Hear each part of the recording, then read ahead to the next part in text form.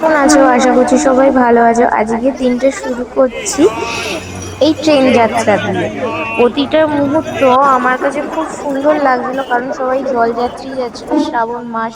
আর এই জায়গাটা কোথায় বলো তো? সবাই যদি এই জায়গাটা চেনো তাহলে কমেন্ট বক্সে জানিও এই জায়গাটা কোথায়। তো এইখানে আমার মামার বাড়িও বলো, তুমি নিজের বাড়িও বলতে পারো, এখানে আমার আছে। আর আমি গেছিলাম আমার দাদার বাড়ি, আমার দাদার মেয়ের জন্মদিন ছিল। তো আমি শেওড়াফুলি স্টেশনে যে রেল ক্রসিংটা আছে না, ওখানে ট্রেন যাচ্ছিলো, তো দাঁড়িয়েছিলাম। তো আমি ভাবছিলাম কখন যাব, যদিও বা খুব দেরি হয়ে গেছিলো, 2-3টে বেজে গেছিলো আমার বাড়ি থেকে বেরিয়ে যেতে যেতে।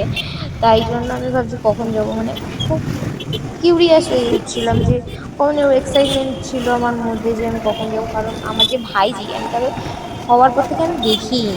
তো আমি দেখ মানে কি বলবো তোমাদের কাছে, আমি এই অনুভূতিটা আমি প্রকাশ করে উঠতে পারবো না। কিন্তু আমার খুব ইচ্ছে ছিল ওকে দেখার, কোলে নেওয়ার, চটকানোর।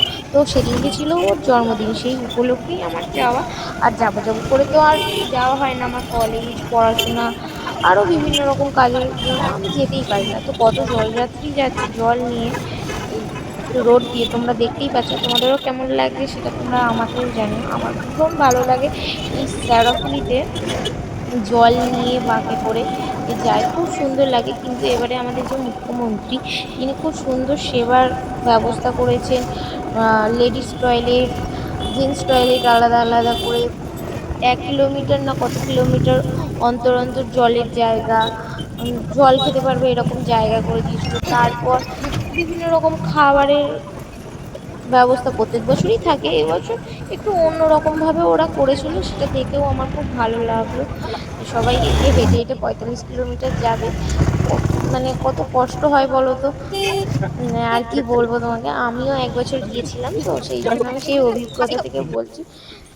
তো রাস্তায় আস্তে আস্তে আমি নেমে গেলাম চাপসেরা। এই চাপসেরার হচ্ছে মফস্বল এলাকায়, ঠিক আছে। এখান থেকে আমি হেঁটে হেঁটে যাচ্ছি আমার দাদার বাড়ি।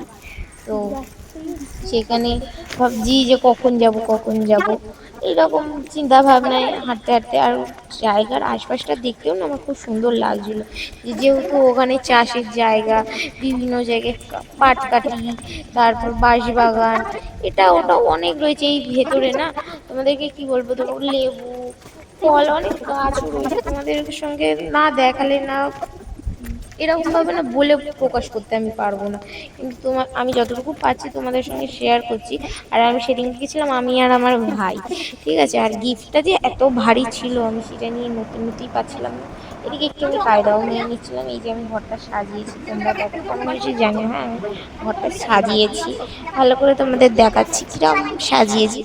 তো এই যে সাজিয়েছি, তো সাজানোর আগে আমি অবশ্যই, আমাকে এসেই বৌদি আমাকে খেতে দিয়ে দিয়েছিল। তো খাবার ভিডিওটা না আমার শেয়ার করতে কীরকম লাগে, তাই জন্য আমি খাবার ভিডিওটা শেয়ার করলাম। তারপরে এই যে আমার ভাইজি, তো খুব খুশি হয়েছিল আমি সাজিয়ে দিয়েছিলাম বলে। তারপরে এই যে আমি কেকের মোমবাতি ধরাচ্ছিলাম, ধরিয়ে সবাই মিলে সেলিব্রেশন করলাম। দিয়ে কি বলবো তোমাদেরকে, এই যে ছোট ছোট আনন্দ, এগুলো খুব ভালো লাগে জানো তো। আর ও দুষ্টুমি করছিল। তারপর আমরা রাতের খাবার দাবার করে আমি বাড়ি চলে এলাম। তো এই রাস্তায় কি সুন্দর আসলাম, তখনও কত জলযাত্রী, রাতের বেলায় তখন 8টা বাজে, তখনও কত মানুষ বাঁক নিয়ে জল নিয়ে যাচ্ছে বাবার মাথায় জল ঢালতে। এই তোমাদের সঙ্গে এই ছোটো ছোটো বিষয়গুলোই আমি শেয়ার করছি। ভীষণ ভালোও লাগছে এই শেয়ারগুলো করছি। আর আমাদের শেওড়াফুলি থেকে চাপসারা কতটা দূর তোমরা তো জানোই। তো অতটা ভিডিও করে এই যে ক্রসিংটা, বুঝতেই তো পারছো, এতটা ভিডিও করে স্টিল নাও আমি তোমাদেরকে দেখাচ্ছি। ভাবো তোমরা আমি কতটা ধৈর্য ধরে ধরে ভিডিওটা করেছি। আর রাত হয়ে গেছিলো, খুব টায়ার্ডও হয়ে গেছিলাম, যে কখন মনে হচ্ছিলো যে কখন বাড়ি ফিরবো কখন বাড়ি ফিরবো। আর আমি না একা একা কখনো কোথাও যাই না, গেলে আমি আমার মায়ের সাথে যাই, নাহলে আমি বন্ধুদের সাথে বেরোই। তো এই যে যাচ্ছি ভাইকে নিয়ে, যে এই পাগলটা এরকম কীর্তি করছিল, তো ভয়ও লাগে জানো তো ট্রেনে বসে বসে। এই যে ছবি শেয়ার করলাম তোমাদের।